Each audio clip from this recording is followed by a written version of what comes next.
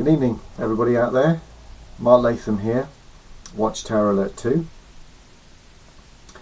I thought I'd give you an update on the letters that I sent out a while back regarding child abuse.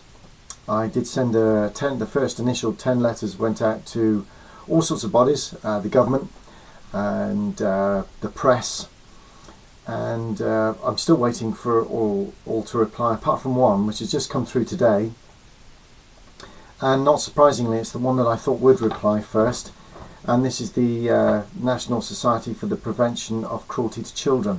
The letter is here, and it's basically trying to address my questions regarding the Jehovah's Witness policy of secrecy, the two-witness rule, and did they have an opinion on it?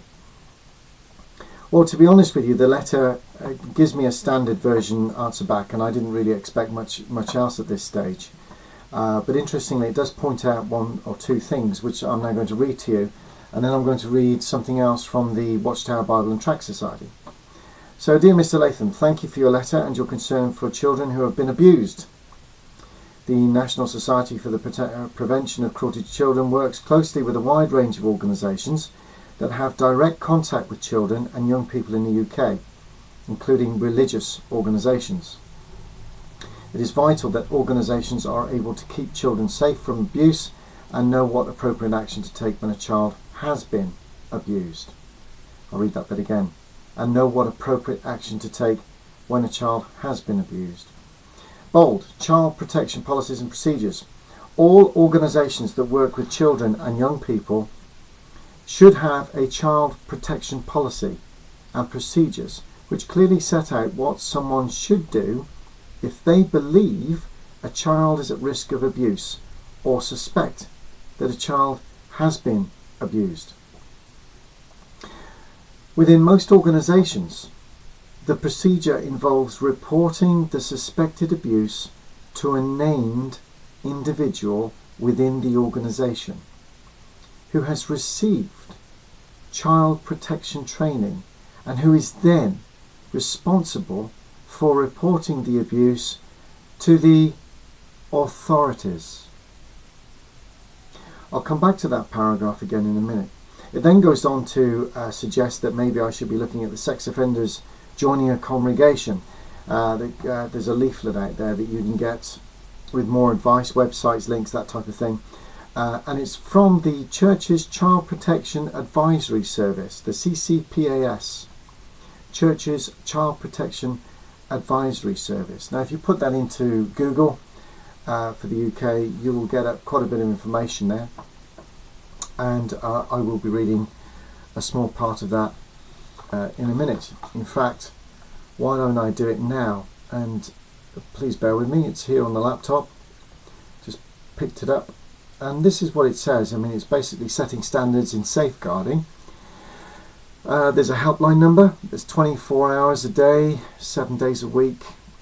Everybody is welcome to use the helpline. And this is to help organisations find out what specifically they need to do with regards to child abuse and protecting children. It's a very interesting website, the CCPAS. And if you go down a little bit, you'll see that the organisation can help you with policies and good practice, allegations of abuse, management of sex offenders at places of worship and elsewhere, and personal help with issues such as past abuse or reoffending. They've got training courses that they've been doing for over 20 years. And a couple of the other things that they do here. The CCPAS has a new qualification in e-safety. Interesting. They also have the Facing the Unthinkable safeguarding seminars. They also have safe and secure training DVDs. Special children and special needs. Supporting offenders safely. And sharing the load. Now we go down a bit further, it talks about membership of the CCPAS. Offers a host of benefits. Safe and Secure, a 250-page online training manual, access to our model safeguarding policy, free breaking news updates, and full access to our disclosure service where required with free initial checks. They ask for a donation, a suggested donation of £90 a year. And it seems to me you get a heck of a lot of stuff there. And when it comes to disclosure and CRB checks and criminal record checks, they can do all of that as well as all of the other stuff. When you go down through their new operations and you keep flicking down here, there's so much there, I'm not going to go into it too much. It talks about other faiths. And it says, why reinvent the wheel? Over the years, CCPAS has worked with many different faiths. We help them to adapt our materials and learn from our experiences. We will work with anyone who shares our passion for protecting children and vulnerable adults. And we will challenge anyone who does not. Okay, well, I think we've all got an idea of exactly what we're dealing with there. This is a very proactive organisation that has a lot of wealth of information, 20 years, they do training, they do lots of information. You can just go on and on with this stuff. So there's plenty there for you to keep and to digest. But will the Watchtower Bible and Tract Society actually get involved with something like this? Well, it's a no-brainer. Of course they won't. We know that. They think they're separate from the world and that they know best. Mother knows best. I mean, there's Sparlock. I'm seeing it in the background there. We know what he's done, what they've done with that one. But let's go back to this. What I've been given, and I'd like to thank the individual that sent this to me. I didn't realise this existed, but what we have here is a book, the Child Safeguarding Policy. Every organisation has to have one when there are children. It's for the UK, and it was sent to me by, I won't mention his name, but I'm very grateful to you, brother. Thank you very much for sending it to me. He had to go through the Freedom of Information Act to get hold of a copy, from what I can gather, from my wife. And she's printed it off and gave it to me and said, would you be interested? And of course I am. So yes, I had a good read of it, and the more I read it a few times, scan read it and then read it deeply. There's a lot of information in there, but actually when it comes down to it, it doesn't prevent a thing when it comes to the abuse of children. Not really. It doesn't work, and I'm going to explain why. What we've got here is the public consumption of the Child Safeguarding Policy, and it reads wonderfully. It's beautiful. It's very slick. It talks about child abuse around the world. It's an urgent problem. You've got patterns of seduction, God's word, alcohol, sexual abuse, a global issue, the end of abuse, cautious as serpents, be thorough in your training of children, educate your child. Watchtower speak. We know what we're talking about here. But actually, Child Safeguarding Policy, if we go to the front of the book and look at the first couple of pages, on page 4 in particular, what it says there, and if anybody wants a copy of this, I can send it to them. If you email me, I'll send you a copy. This is what it says, interestingly.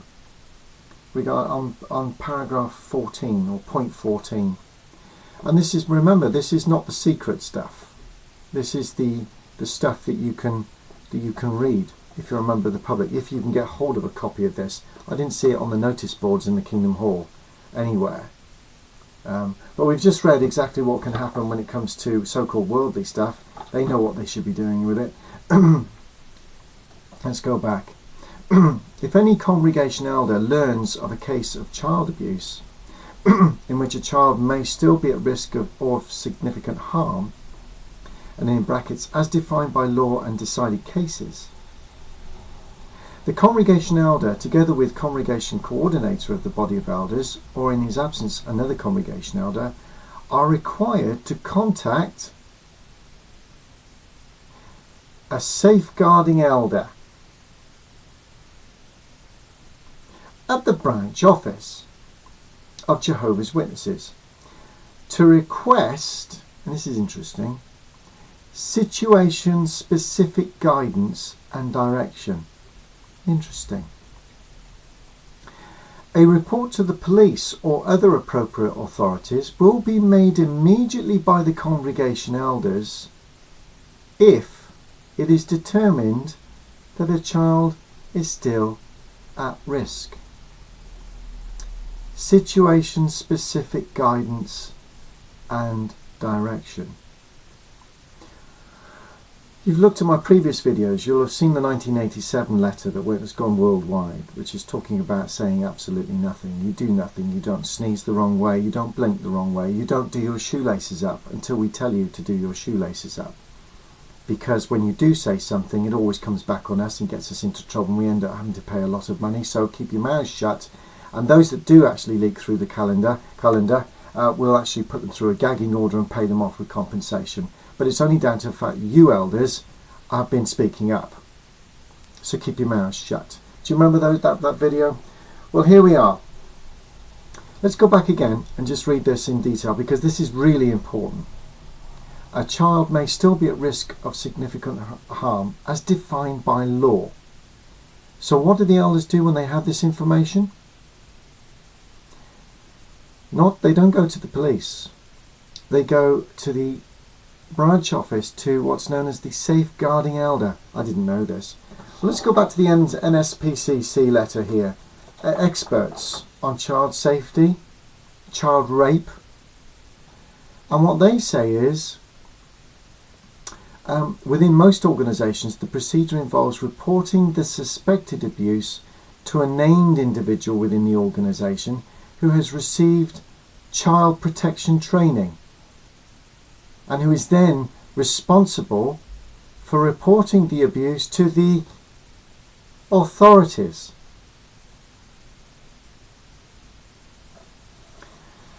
So here we go, back to mother again. This is the public stuff. Part 15 says, in the case of any discussion with a child abuse victim, an elder will not be alone with the child, but will involve another elder and the child's parents, guardian, or another holder of parental responsibility for the child, other than a person who is the alleged abuser. If the child expresses to the elders discomfort in discussing the matter in the presence of a parent or guardian, and the parent or guardian agrees,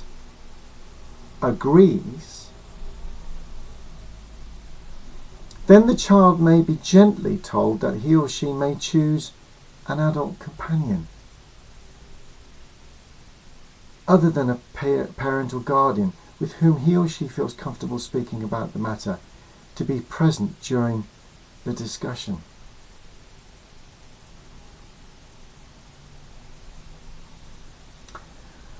Unbelievable. Once again, elders taking on the role of the experts, the police. And what they're saying here is that if the child doesn't want to talk with one of the parents maybe, or a guardian of that child, because maybe that's the person that's abused them, as long as the guardian agrees, then they can move on. What happens if they don't agree? It all goes quiet. The person's not going to speak. And who the hell do you think you are interviewing a child that's been raped?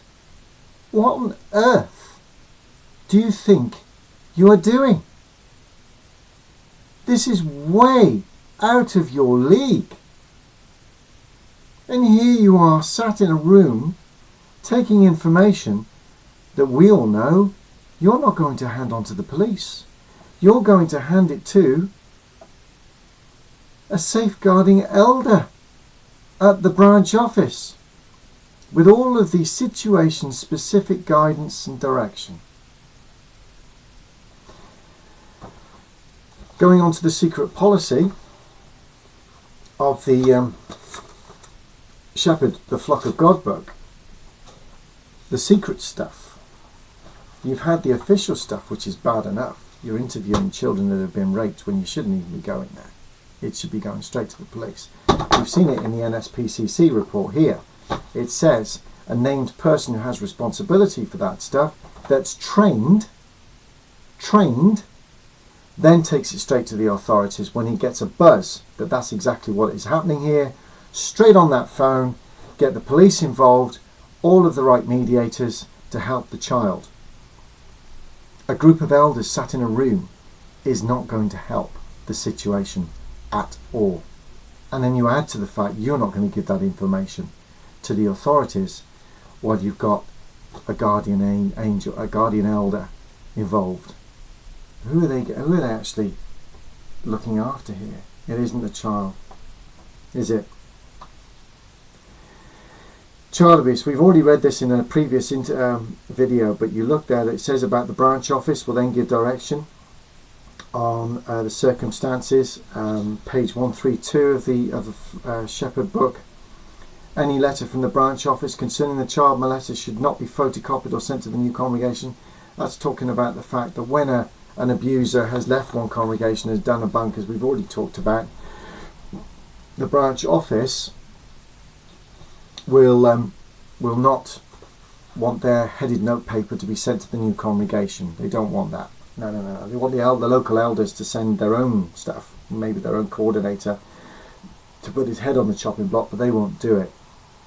So we go back to this situation of wondering whether or not this policy is of any use at all.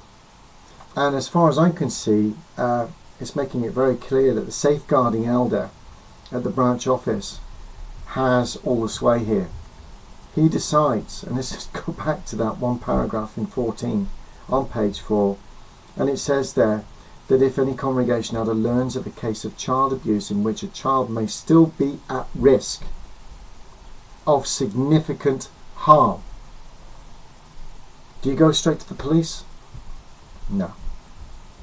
No, you don't. You go to your safeguarding elder, who will then ask for situation-specific guidance and direction. Unbelievable. Psalm 127 verse 3. Children are a sacred trust, an inheritance from God. They certainly are. But you can see the difference here.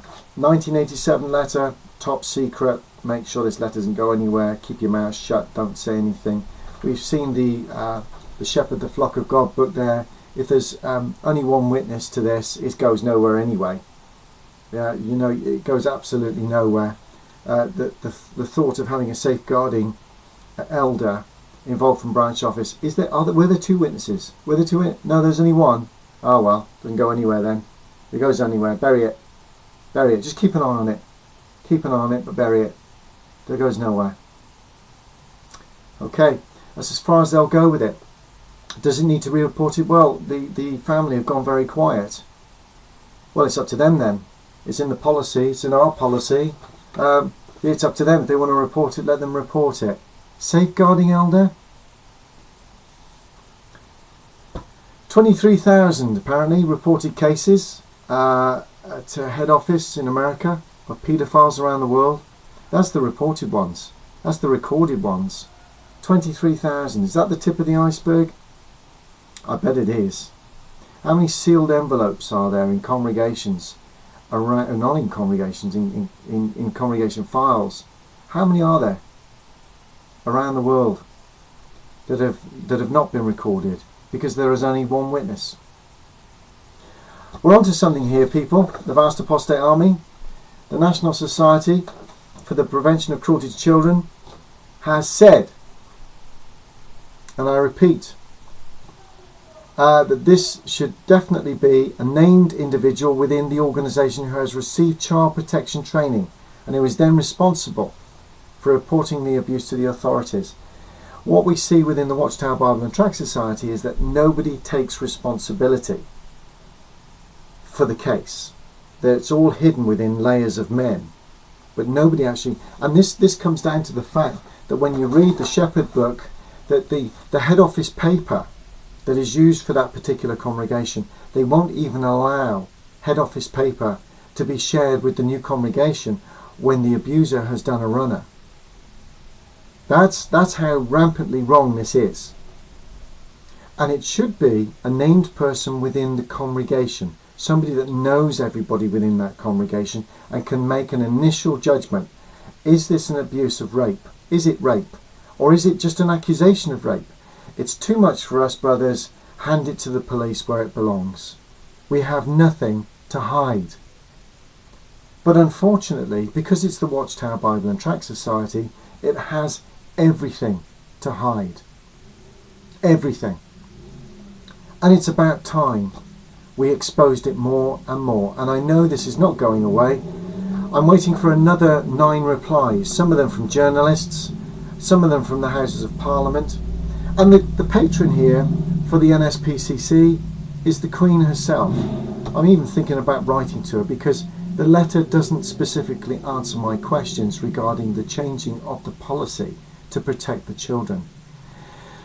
I will also now get in contact with the with this CCPAS, because they seem to say that they will challenge individuals that have anything that is not working in the way it should be for the prevention of children. So I'm going to be in contact with them to find out what they can do to apply pressure, and they are experts at working with various faiths. I'm going to finish by saying it is not enough.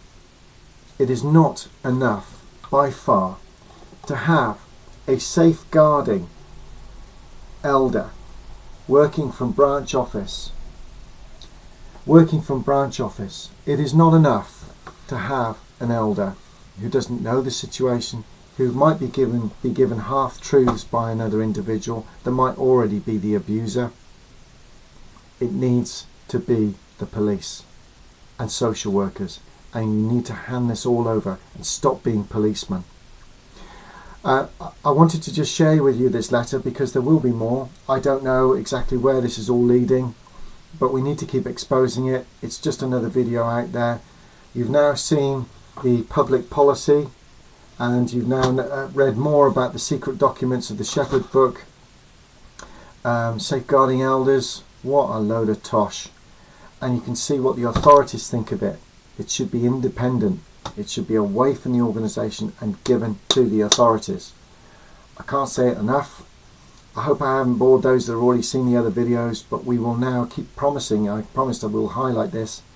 We are part of the vast apostate army here, and we will expose you as we get this information, and we'll keep doing it until this is changed, because it needs to be changed. You're vile in what you're doing. You might think you're doing the correct thing, but you're not.